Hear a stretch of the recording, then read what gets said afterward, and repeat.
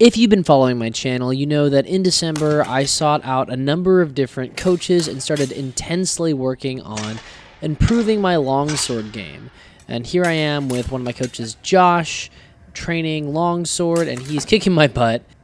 I currently have 4 different coaches that I go to regularly and another coach or 2 that I see every now and then. And I am really sinking my teeth into longsword. I'm also still doing saber and rapier and things like that, but most of those are self-study still at this point because the clubs I go to don't focus on that. Though I do have some rapier training over at East Texas Historical Fencing, but it's not usually what we train. We usually train longsword. I love fencing, and I could do it literally all day, every day. And I love learning and learning new things, but also sometimes it can be hard. And I've talked about this on the channel before. So this video is going to be about some of the stuff that I've been struggling with, things that frustrate me, things that discourage me, and what I'm trying to do to get through those things. I figure if I'm struggling with these things, other people must be too, so if I can help out by talking about the things I do to try and get past my frustrations and struggles, or even just share my experiences, then I want to do that because this channel is about helping people be better swordsmen and memes, but that's besides the point. I have 3 different clubs that I go to that each do a different style of fencing. Even though it's all the same weapon, it's different. So I'm basically learning 3 systems from the ground up that don't always agree with each other, and sometimes it can leave me feeling like the perpetual noob. Another thing is I fence really good fencers. Specifically, I usually fence my coaches more than anybody else, and a couple of other really high-level fencers, which means I take a lot of L's. This is by choice, and I'm learning a ton when I do this. I wouldn't change anything, but it can wear on you after a while. I'm also a very self-critical person. I don't like to accept a point unless I execute the technique properly. I'm constantly throwing stuff away because I say I hit with a flat or it wasn't enough power. And it's great to be honest about those things, but sometimes I take it too far and throw away things that I shouldn't. That's what I was doing here until Coach Josh gave me an aggressively positive pep talk. Enjoy the fact you hit. Enjoy the fact you hit. I hit you. I want better quality. Good. Good. Wording, right? It's all about wording. That's right. That's the stance. That's the action. Make me work. I'm tired of the self-doubt. You've been putting work in. Show me what the f*** you got. Stay with me. Nice. Yes. Change action. And stay in it. Nice. Nice. Acknowledging better quality. Accept the fact you're doing the right thing.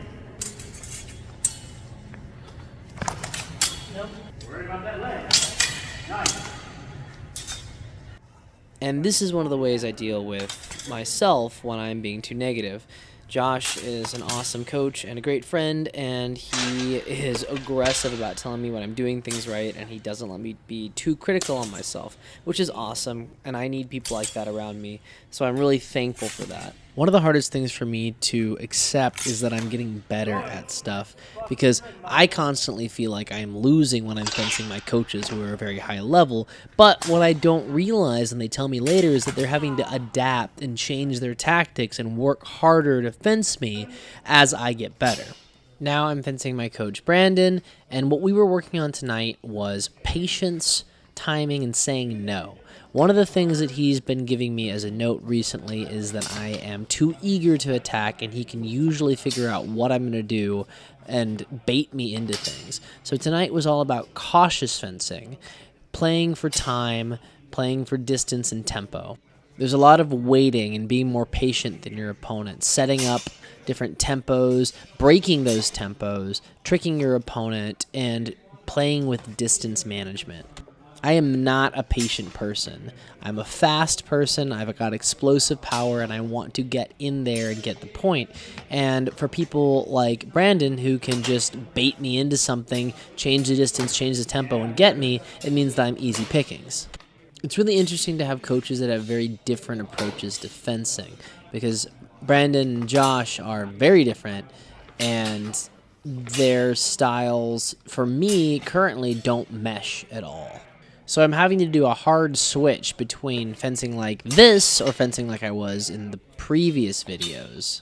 The next step is to incorporate both of these tactics into my game so I can seamlessly switch between being patient and waiting and baiting and messing with tempo and getting in close and messing someone up when they make a mistake.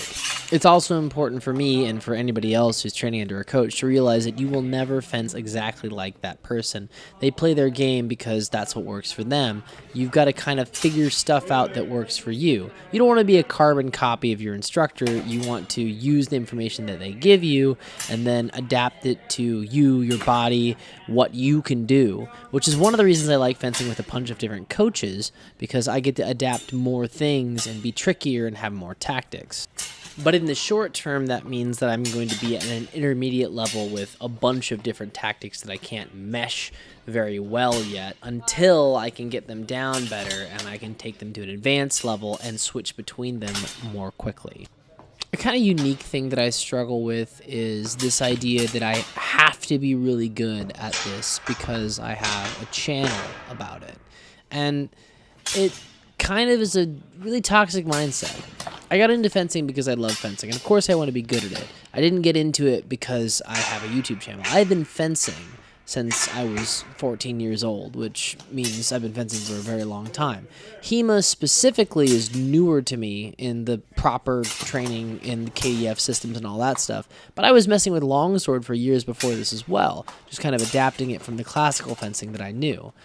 And in all that time, I never once cared what other people thought of my fencing and didn't really care how many times I was winning versus losing. I cared about training and getting better and having fun. But now all of a sudden I feel this pressure to be like the best, which of course I'm never going to be. I think I need to find a healthy medium and be a very good fencer, which is what I want to be, and be honest about where I am and also be actually doing the thing, because I feel like there's a lot of sword talk and sword things that happen on the internet where people aren't actually practicing or fencing anymore, and I want to bring more of this, the actual fencing, into the popular sphere of the sword world online. Don't get me wrong, there's some amazing channels that do great fencing work out there, but you've probably never heard of them because they don't have that many subscribers because, of course, fencing and HEMA just aren't very popular. The popular sword channels out there don't often fence because, again, it's not very popular, and that means that the sword discourse is dominated by stuff like reviewing fantasy weapons and doing reaction videos to movies, and there's nothing wrong with that content, but it's already been done. I don't want to be another one of those. I want to bring more of this, the actual fencing, the technique, the martial art to popularity, and that brings on the pressure, because if I'm going to be the one who brings into popularity, shouldn't I be the best one at it? Which I don't need to be to do, but it is a pressure that I feel. You know, a good healthy dose of imposter syndrome. It certainly doesn't help that every keyboard warrior and bullshido content creator sees fit to be like, oh, you're not a real swordsman, or some other nonsense like that. Because I've opened up about some of my frustrations and struggles, I wouldn't be surprised if someone in the comment section said something along the lines of, I'm too soft, I have thin skin, I should toughen up, something beta. I'll at least enjoy the irony of somebody saying that in a video where I'm smashing someone with a metal stick and they're smashing me back. But, you know, the internet will internet. And let me bring it all back around, because it's not all doom and gloom. I'm not 24/7 hard on myself and being sad. I get to fence, I get to film, I get to fight, I get to travel and work with awesome people. I'm having a good time. The channel is fun. It is a great thing that I get to do, and I'm privileged to be able to do it. I'm also super excited that we have more stuff coming up. I've got more tournaments. I've got more opportunities to learn and train. We're going to be doing more stage combat and all sorts of other things. So overall, things are positive. I just feel like it's healthy every once in a while to acknowledge that things can get tough sometimes and it's not all easy.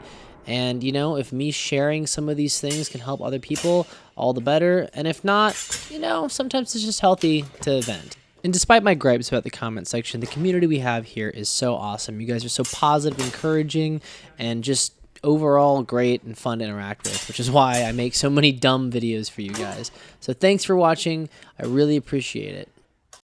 If you enjoy listening to me complain about stuff, please consider supporting our channel on Patreon or YouTube memberships. It really does help us out. This is my full-time Real People Big Boy job, and your support helps me do it. Every week, I drive between 12 and 16 hours to go to fencing. I edit multiple different videos for multiple more hours and train and do live streams. So this does take up a lot of time, and every dollar that you donate helps me be able to pay my bills so I can keep doing it. So thank you all so much for watching. Thanks those of you who have donated, and I'll see you next time.